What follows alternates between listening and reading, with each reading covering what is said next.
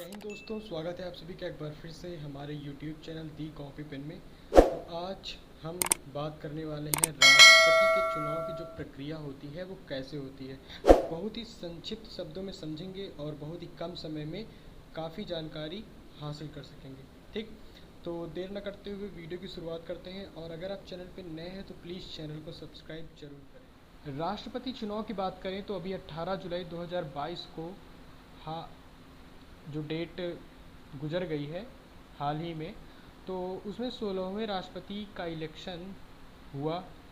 ठीक, election commission द्वारा करवाया गया और इसके रिजल्ट जो है वो 21 जुलाई 2022 को घोषित किए जाएंगे। वर्तमान में हमारे राष्ट्रपति कौन है? श्री रामनाथ कोविंद है और इनका कार्यकाल 24 जुलाई 2022 को पूर्ण होगा। ठीक, अब हम लोग चुनाव से संबंधित कुछ बातों को डिस्कस करते हैं कि जो चुनाव है, तो चुनाव है तो भाई उम्मीदवार तो होंगे ही। तो इसमें दो उम्मीदवार थे, सत्ता पक्ष से कौन? श्रीमती द्रौपदी मुर्मू और विपक्ष से श्री यशवंत सिन्हा। तो ये बात हो गई कौन कौन राष्ट्रपति के उम्मीदवार, राष्ट्रपति पद के उम्मीदवार में किनका किनका नाम है। आगे बात करें, ठीक है, वर्तमान में बात हो गई कौन राष्ट्रपति हैं और इनका कार्यकाल कब तक है। आर्टिकल 55, ठीक है, आर्टिकल 55 या अनुच्छेद 55 में राष्ट्रपति के निर्वाचन की रीति या राष्ट्रपति के निर्वाचन पद्धति को बताया गया है। एक बात ध्यान रखने योग्य है। अब आपको ये भी बात ध्यान रखने योग्य है कि राष्ट्रपति का चुनाव जो होता है वो आनुपातिक प्रतिनिधित्व के अनुसार एकल संक्रमणीय मत पद्धति के द्वारा या अनुसार होता है और ये मतदान जो होता है वो गुप्त होता है। ठीक है, और राष्ट्रपति का जो चुनाव होता है आप सबको पता है, राष्ट्रपति का जो निर्वाचन होता है या प्रोसेस होता है राष्ट्रपति के निर्वाचन में, इसमें जनता क्या होती, प्रत्यक्ष रूप से भाग नहीं लेती। और राष्ट्रपति का जो निर्वाचन होता है वो निर्वाचक मंडल के सदस्यों द्वारा किया जाता है।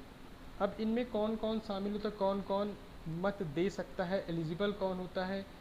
तो लोकसभा, राज्यसभा के निर्वाचित सदस्य, ओके, निर्वाचित सदस्य, राज्य की विधानसभाओं के निर्वाचित सदस्य, मनोनीत सदस्य नहीं होंगे, और केंद्र शासित जो प्रदेश है दिल्ली और पुदुचेरी, उनकी विधानसभाओं के निर्वाचित सदस्य राष्ट्रपति के इस चुनाव में या चुनाव की प्रक्रिया में भाग लेते हैं। अब बात आती है कि जो राष्ट्रपति के चुनाव की प्रक्रिया में मेन बात भाई, चुनाव में क्या होता है, लोग मतदान करते हैं। तो ये जो प्रक्रिया होती है थोड़ी अलग होती है, जटिल होती है राष्ट्रपति की अन्य चुनाव की तुलना में। तो इसमें विधायक का मत मूल्य जो होता है और एक सांसद का मत मूल्य, इनके दोनों के मत मूल्य में काफ़ी अंतर होता है, बहुत अलग अलग होता है। तो विधायक का मत मूल्य कैसे निकालते हैं?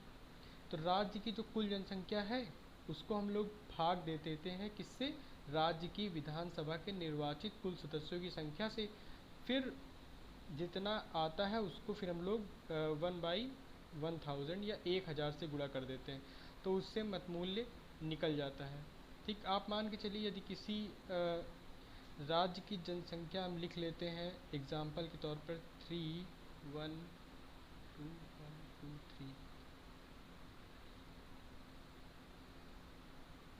और निर्वाचित कुल सदस्यों की संख्या को अगर हम लोग 300 मान लें, इसको 100 से तो 1000 से भी डिवाइड कर लें, मतलब इससे सटीक रख लें। यहाँ पे एक और जीरो ले लेते हैं, तो 3 जीरो से 3 जीरो कट गए, 2 जीरो से 2 जीरो कट गए, 3 से 3, तो मतलब कि इस विधायक का मतमूल्य कितना आ गया? 100 आ गया। तो ये एग्जाम्पल के तौर पे था। आप किसी भी राज्य की जो कुल जनसंख्या है और राज्य की विधानसभा के निर्वाचित कुल सदस्यों की संख्या से इस प्रकार निकाल सकते हैं। ठीक, ये तरीका है। सांसद का मत मूल्य कैसे फाइंड करते हैं? तो सभी राज्यों, जितने भी राज्य हैं और केंद्र शासित प्रदेश जिनमें दिल्ली और पुदुचेरी की विधानसभा के सभी सदस्यों के मत को क्या करते हैं? जोड़कर लोकसभा तथा राज्यसभा के सभी निर्वाचित सांसदों की संख्या से हम लोग डिवाइड कर देते हैं। ठीक, ये हो गया सांसद का मत मूल्य कैसे निर्धारित होता है और विधायक का मत मूल्य कैसे निर्धारित होता है। और वोटों का जो निर्धारण सन 1971 की जनगणना के अनुसार है, ये भी आप बात ध्यान में रखिए। इसके बाद क्या होता है कि भाई जीतने वाले उम्मीदवार को निर्वाचित घोषित होने के लिए कम से कम 50% +1 वोट प्राप्त करना आवश्यक है। ठीक, मतलब 100 का अगर 100 को 2 से डिवाइड करेंगे तो इसका 50% निकलेगा, उसमें भी +1 होना चाहिए। इस तरह चलता है इसका। तो 50% +1 वोट प्राप्त करना, तभी वो एलिजिबल होगा निर्वाचित घोषित होने के लिए। तो ये कुछ जानकारियाँ थी राष्ट्रपति के चुनाव की प्रक्रिया कैसे होती है। बहुत छोटी जानकारियाँ थी, और बाकी राष्ट्रपति चैप्टर के अंतर्गत काफ़ी बातें, इसके अलावा और भी बातें ध्यान में रखनी बहुत ज़रूरी है। वो अभी मैं इस वीडियो में आप लोगों को नहीं बता रहा हूँ। इस संक्षिप्त में चुनाव प्रोसेस था, कैसे होता है, जिससे कि आप लोगों को इससे संबंधित जानकारी हो जाए।